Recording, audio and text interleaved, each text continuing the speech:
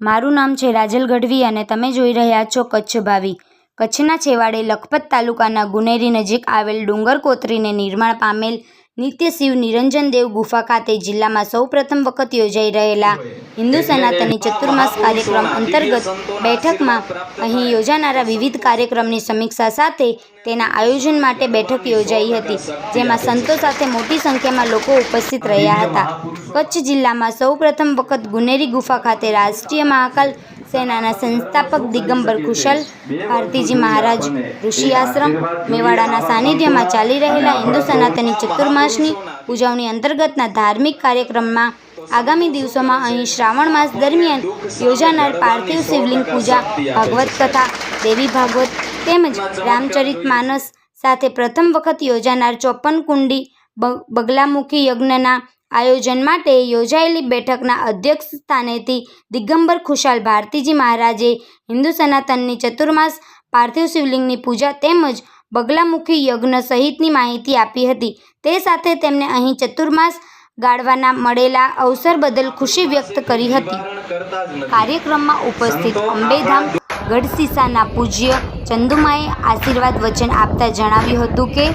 એટલે હાથે ડુંગર કોતરીને અહીં અલૌકિક ગુફાનું નિર્માણ કરનાર બ્રહ્મલીન પૂજ્ય ઉદય નંદગીરી બાપુએ જણાવ્યું હતું કે અહીંનું સ્થળ તપોભૂમિ અને પવિત્ર છે। તે સાથે તેમણે જણાવ્યું હતું કે આ સ્થળે સૌ પ્રથમ વખત યોજાઈ રહેલ ચતુર્માસ ઉજવણીના ધાર્મિક કાર્યક્રમનો લાભ આપણે મળ્યો તે બદલ તેમણે ખુશી વ્યક્ત કરી હતી। બેઠકમાં ગુનેરી ગુફાના મહંત દિગંબર અશોક ભારતીજી મહારાજ, જીમ્મી બાબા, પુનરાજ પીર લીફરી ધામના હરિસંગ દાદા, ઉગમસિંહ ભાટી ધૂણાના રાજનગીરી બાપુ સહિતના સંતો સાથે મોટી સંખ્યામાં સેવકો ઉપસ્થિત રહ્યા હતા।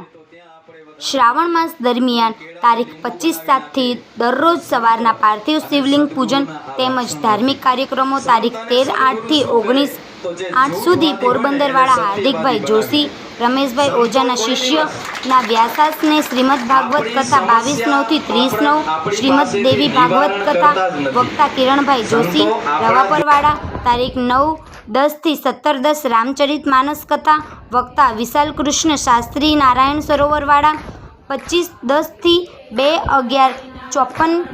કુંડી બગલામુખી યજ્ઞ વિવિધ વિદ્વાન ભૂદેવ દ્વારા શાસકો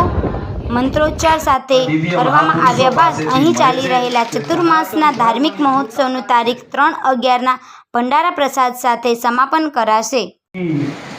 अपनी ऊर्जा स्वयं रामेश्वर महादेव को प्रकट किया सरल नदी के तट पर और मेरे बड़े भ्राता दिगंबर अशोक भारती बापू की ये 8 साल से तपोस्त्री बनी हुई है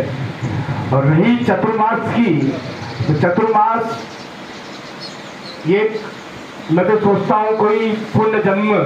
में कहीं दिन बाकी रह गए थे कि यार इस गुनेरी गांव में कुछ भजन बाकी रह गया, इसीलिए चतुर्मास के बहाने आना पड़ा। क्योंकि जहाँ कच्छ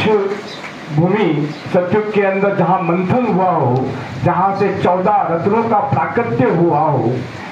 उस भूमि की जितनी व्याख्या की जाए उतनी कम है। कच्छ वही कच्छ है जिसके ऊपर मंथन हुआ था, ये वही सागर समुद्र के ऊपर ये वही कछुआ है और भुज उसकी भुजाओं पर ये पूरा हमारी प्रकृति और मनुष्य योनि रह रही है। और जो भी आप स्तूप देख रहे हैं आज पहाड़, ये उस कछुए का ऊपर का हिस्सा है जिस पे आप आज रत्नों के द्वारा 14 रत्न जो प्राकट्य हुआ, ये सब प्राकट्य हो रहा है। और हम जिस सन्यासियों को यहाँ भजन करने का मौका मिल जाए तो उससे बड़ा मैं अपने आप को सौभाग्य नहीं समझता कि मुझे यहाँ कच्छ में अपने चतुर्मास 4 महीने तप और त्याग बलिदान की ये भूमि जहाँ हमेशा तपस्या त्याग बलिदान कितने दिगंबरों ने या 18,000 नागाओं ने इस भूमि को बचाने के लिए बलिदान दिया